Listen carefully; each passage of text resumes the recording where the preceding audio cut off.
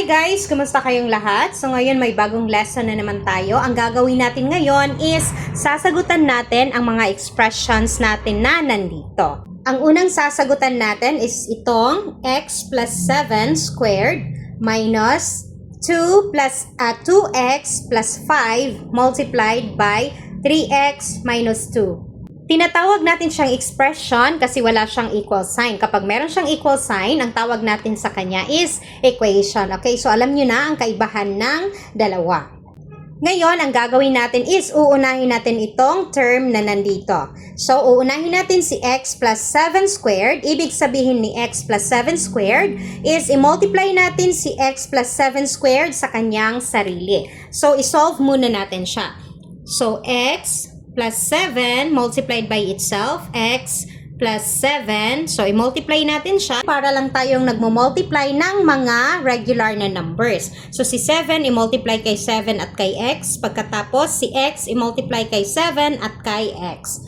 Okay, so gawin na natin. So, 7 times 7, take note, tatandaan natin na i-check natin palagi ang ating sign. So, positive 7 multiplied by positive 7 is equal to positive 49.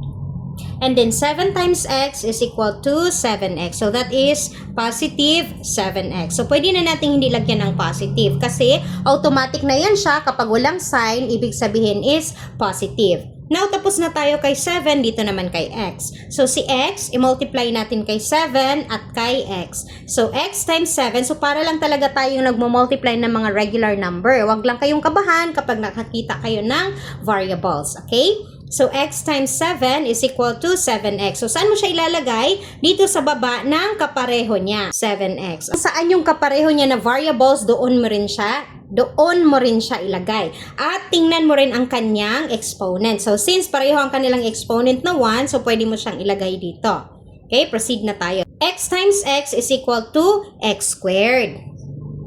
Bakit x squared? Kasi si x meron siyang exponent na 1 at si x meron siyang exponent na 1. Automatic yan siya. So, hindi na natin ilalagyan kasi understood na yan siya kapag variable meron talaga siyang exponent na 1. So, ang ginawa natin dahil pareho ang kanilang base, okay? So, explain ko lang siya ng konti sa laws of exponent kapag pareho yung kanilang base. So, pareho ang kanilang base na x. So, kopyahin mo lang ang kanilang base. That's why x. And then, i-add mo ang kanilang exponent. Dahil meron silang tig-isang exponent. So, 1 plus 1 is equal to 2. So, that's why naging x squared. Okay, so yun ang explanation niya. Kasi maraming nagtatanong, ma'am, bakit naging 3 ang exponent? Bakit naging 2? Bakit naging 5? So, ganun ang exponent niya. Sa laws of exponent, kapag pareho ang iyong base, kopyahin mo lang ang base at i-add mo ang kanilang exponent. Okay, so, i-add na natin ang ating partial product.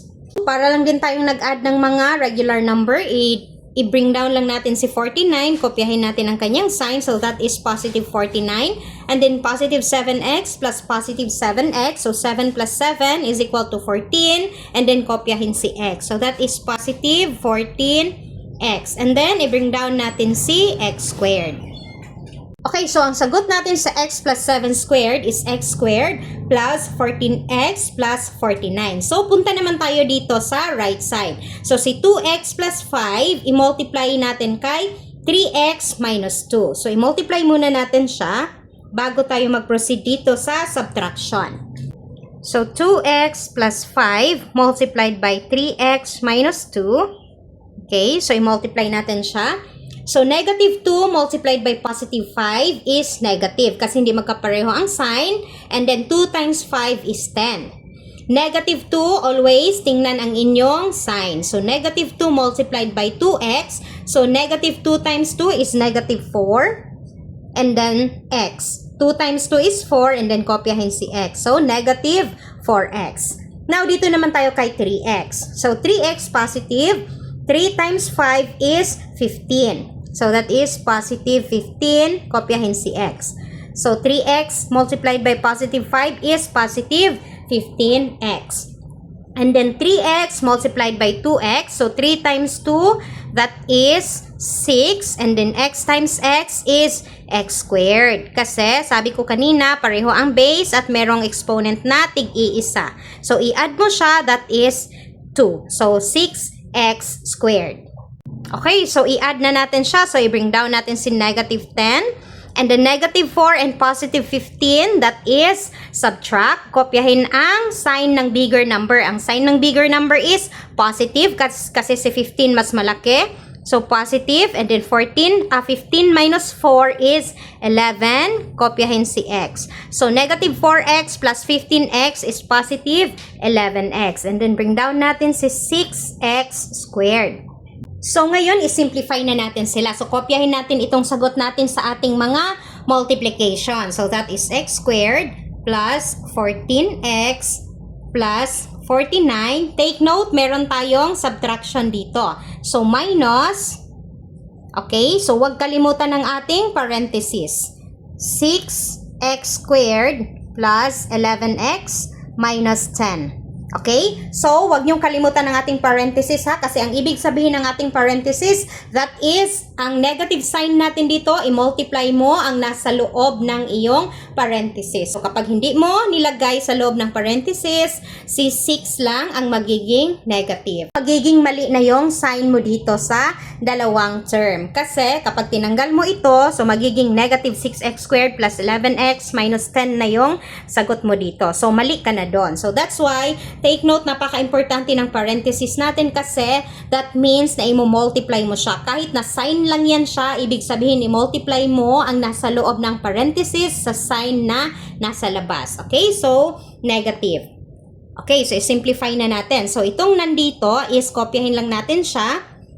So, that is x squared plus 14x plus 49. Kita pa ba sa baba? Okay. So, dito na tayo sa minus. So, negative. So, that's why sinabi ko na ilagay nyo sila sa loob ng parenthesis kasi napaka-importante niyan. So, negative times positive 6x squared is negative 6x squared.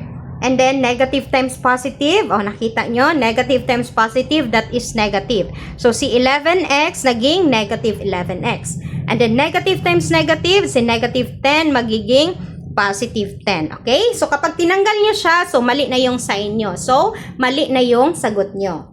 Ngayon, dahil wala ng mga parentheses, pwede na natin silang i-simplify. So, ang titingnan natin is, uunahin natin yung may pinakamalaking exponent. Saan yung may pinakamalaking exponent? I-arrange nyo muna siya according sa kanyang exponent para hindi kayo malito. Okay? So, merong iba na magsasabi na naman, pwede namang diretsyong sabihin yung sagot. Yes, pwede po. Pero, ang tinuturuan natin is mga students na dapat alam nila kung ano yung steps na dapat nilang gawin. Para in the next problem, alam na nila kung ano yung shortcut. Okay? So, dapat ang process muna ang ituro before ang shortcut. So, meron tayong dalawa na merong 2 ang exponent. So, kopyahin lang natin. X squared and then negative 6x squared. Don't forget ha, the sign. So, tapos na itong dalawa.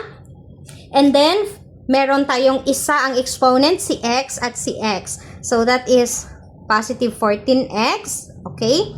And negative 11x. Okay. So, itong constant na lang ang naiwan. So, plus 49 and plus 10.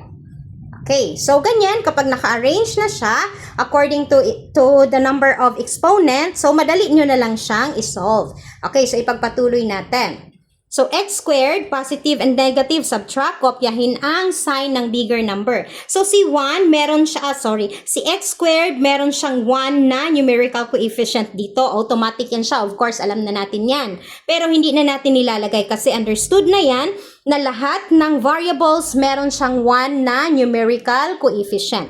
So, merong 1 dito, positive 1, i-subtract natin kay 6. So, that is 5. And then, ang sign is negative kasi mas malaki ang sign ni 6. And then, kopyahin natin si x squared. So, negative 5x squared. And then, dito naman, positive and negative. Subtract pa rin. Kopyahin ang sign ng bigger number. So, that is positive. Si 14, mas malaki. 14 minus 11 is 3. 3x. So, positive 14x minus 11x is 3x or positive 3x. And then, dito naman tayo, 49 and 10. So, that is addition kasi pareho positive. So, 49 plus 10 is 59. Okay. So, ang final answer natin is, sulat lang natin siya dito, is equal to negative 5x squared plus 3x plus 59. So, ito na yung sagot natin sa ating expression. Ang sagot sa ating x plus 7 squared minus 2x plus 5 multiplied by 3x minus 2 is equal to negative 5x squared plus 3x plus 59. Okay? So, ito na yung final answer natin.